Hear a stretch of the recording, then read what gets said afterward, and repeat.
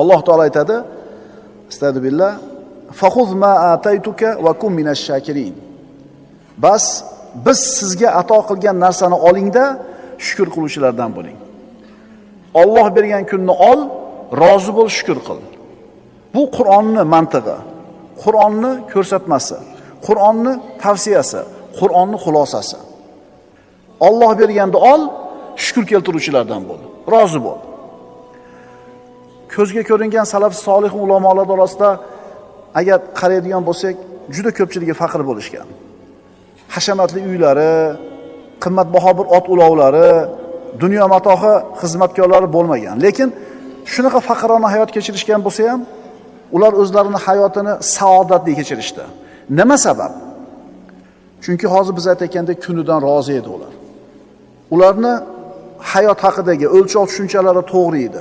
Shuning uchun ular baxtli bo'lishdi. Chunki ular o'zlarini Alloh bergan iqtidorlarini to'g'ri yo'lga yo'naltirishdi. Shuning uchun ularning umrlari ham, vaqtlari ham barakotli bo'ldi, shuning uchun saodatli bo'lishdi. Imom Navaviy 45 yil yashagan. Qoldirib ketgan ilmini qarang. Imom Shofiy 52 ga kirib o'tgan. Qoldirib ketgan ilmini qarang. Imom Buxoriy 63 yil yashagan. Qoldirib ketgan ilmini qarang.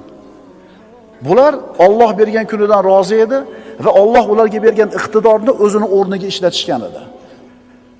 Ularda o'tganiga necha yuz yillar, necha asrlar o'tgan bo'lsa ham, ismini zikr qilganimizda Alloh rahmat qilsin deb yaxshilik bilan eslayapmiz. Endi shularning asnosida, shular yashagan davrda qancha podshohlar, qancha badavlat odamlar yashadi. Ularning o'lchov tushunchasi dunyo edi, ularni hech kim eslamadi.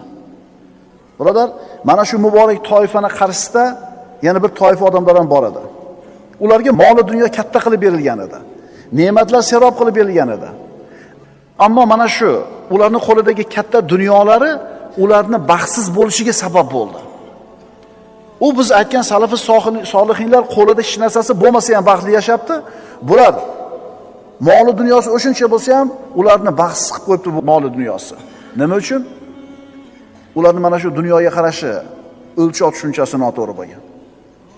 Shundan bilsak bo'ladiki, dunyo matohini ko'pligi unaqa juda ham muhim narsa emas ekan. Aksincha, agar kishida iymon, e'tiqod bo'lmasa, solih amal bo'lmasa, islomiy o'lchov tushunchasi bo'lmasa, bu dunyo matohi hech narsa emasligini ko'rsatadi. Qo'lida